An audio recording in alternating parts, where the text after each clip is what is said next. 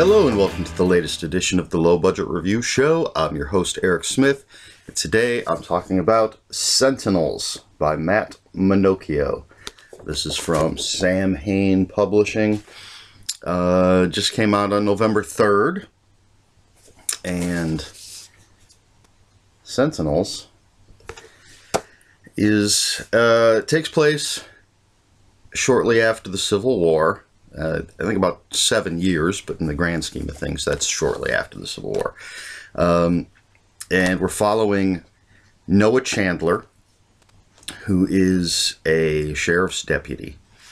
And when some Klansmen and some Northern soldiers are slaughtered in the same massacre in the town of Henderson, South Carolina, Noah has to investigate, of course, and figure out who would kill these diametrically opposed people. And weird things start to happen. The survivor of that massacre is talking about dead men walking, and more weird stuff occurs. And Noah's got to figure out what's going on. That's basically it. Not my best synopsis by any means, but of course I'll get into more as I talk and review the book. And I think I will start with the good stuff. I like the setting. I'm not a student of the Civil War by any means, but it's interesting. Especially since it doesn't actually take place during or immediately after, but it's been a few years, so it's an interesting look at what went on, especially in the South at that time. So I like the setting. I do like the characters. Noah Chandler is a pretty interesting character. He is from Henderson, South Carolina. He moved north to attend Harvard, and when the war broke out, he fought on the side of the North, and he literally fought against his brother. So you've got that going on, and now Noah has moved back home because he wants to help with the rebuilding efforts, with just making the country a better place again, and especially the South, helping the downtrodden. I mean, he's a noble character. He's married. His wife is about to give birth at the beginning of the story. She's not happy with living where they live because there's still obviously so much racism, the Klan, and all this other stuff going on. She wants to go back north to raise their child. Noah wants to stay and try to make a difference. And you've got your bad guys. There's a guy named Thomas Diggs, who's basically a land baron who wants to buy up all this land. And in particular, there's an ex-slave named Toby Jenkins who inherited his land from his owner.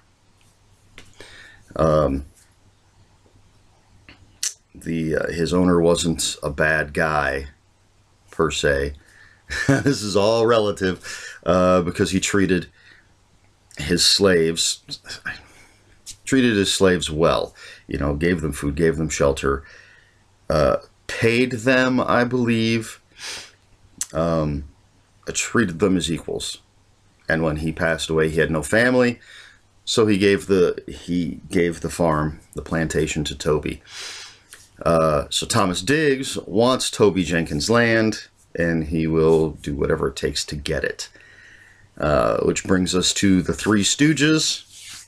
If the Three Stooges were semi-incompetent racist bastards, Lyle, Brendan, and Franklin, who are actually the first characters we're introduced to, as they have been sent to force Jenkins to sign over the deed to his land, and then they're supposed to kill him and his wife and his kid, his baby. But they're not the brightest group, And actually, I like Franklin. He's not necessarily a bad guy. He's just not a smart guy. I think he's the kind of guy, and not that it's a good thing, but he just goes along. But he actually grows as a character, and he's entertaining. He's not a bad character. So, well, you've got all this. You've got these good characters. You've got this really interesting setting. And then you've got the story itself. So as I said, you got the sheriff's deputy, born in the South, fought for the North, back in the South, trying to make a difference. Got the racist land baron. You've got his lackeys. You've got the former slave who's just trying to survive, make a living. He grows corn. He's got, like I said, a wife and a baby. Just wants to live his life, but he's a black man in the South shortly after the Civil War, so things aren't easy for him. And while all of this is plenty going on, all of a sudden you have, again, this massacre. And I believe, let me see if this tells me on the back here. It does say seven Klansmen slaughtered, along with 2 Union soldiers, which doesn't make sense to Noah, because again, why would someone kill the Klansmen and the soldiers? There was a survivor of this massacre, and as I said, he's talking about dead men walking, about ghosts, about shooting one of the assailants in the chest a couple of times and it not stopping the assailant. So something very weird is going on. And it continues to go on. They take the survivor to the doctor and he's attacked again. And then just all sorts of attacks going on. And then the sheriff gets killed. So who or what is killing both racists and those who oppose the racists? I'm not going to tell you. You got to read the book to find out. But very interesting story. Some decent violence and blood and mayhem. There's some funny moments. There are other really good characters that I don't want to get into because it sort of gives away some of the things that happen.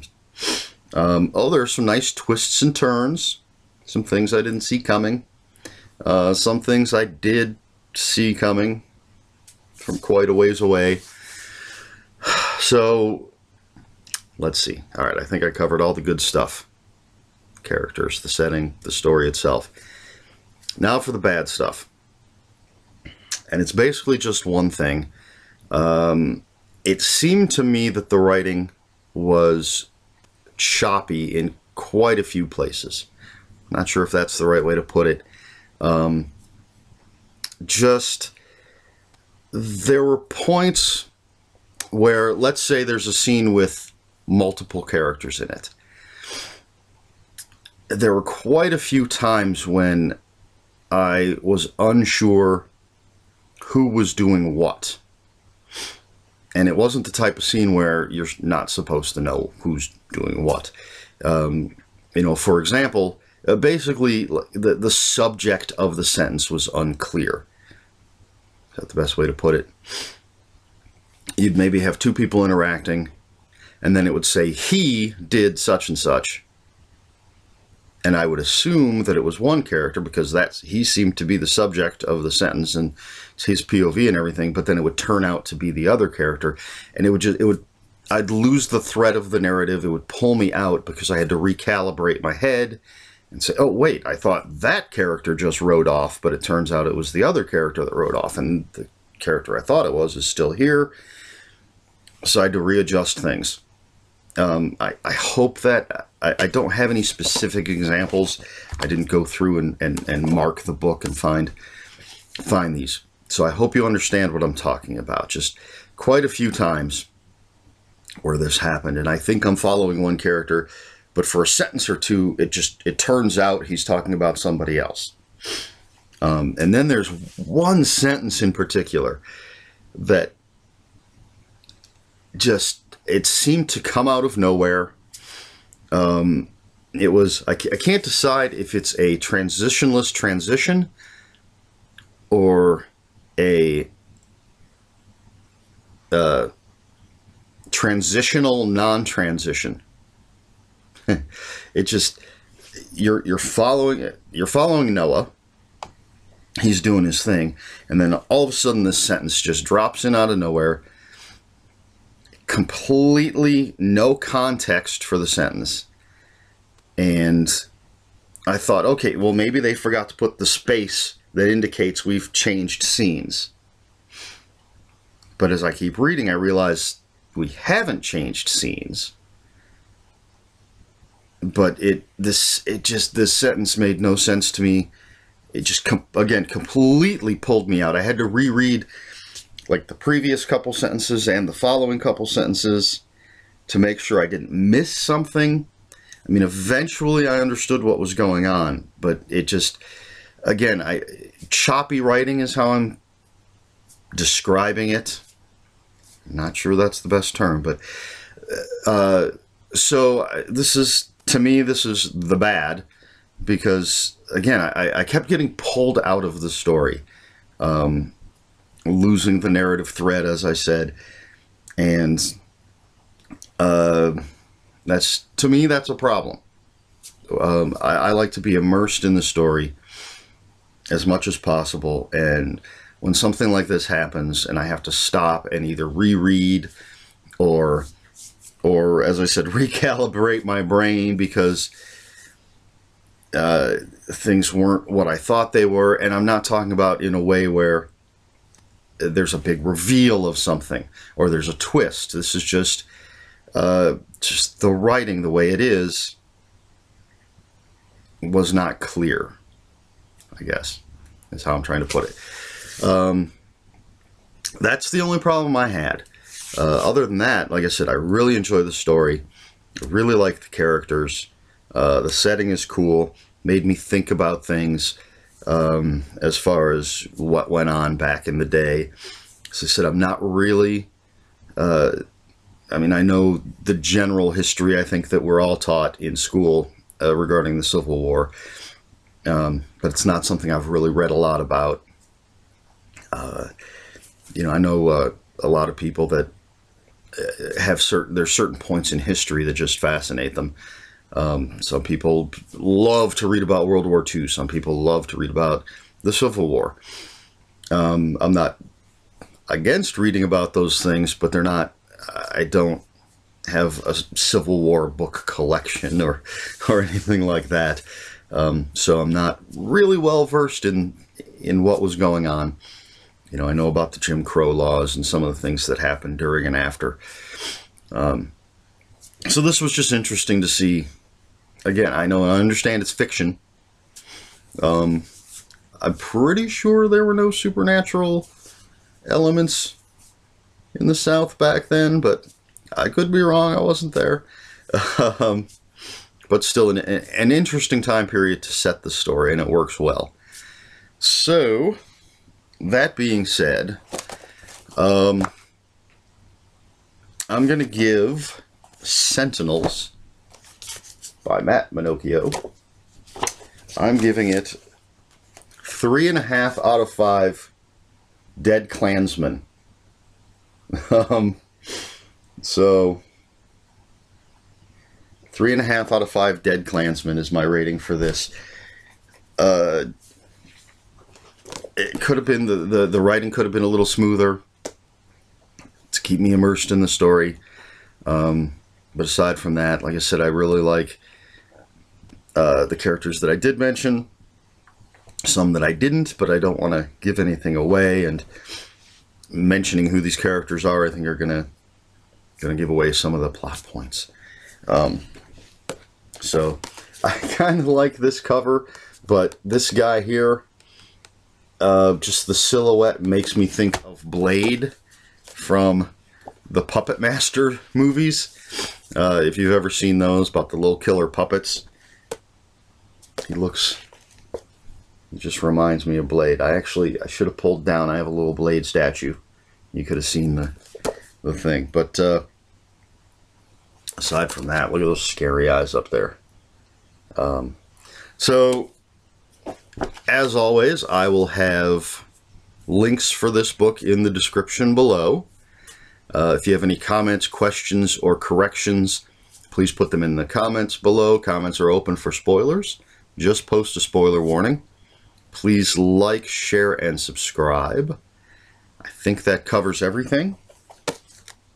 Sentinels, Matt Manochio, 3.5 out of 5. Dead Klansmen. Can never go wrong with dead racists in fiction.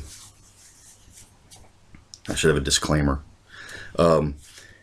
So that's it for this episode of the Low Budget Review Show. I'm Eric Smith. Until next time, read more books.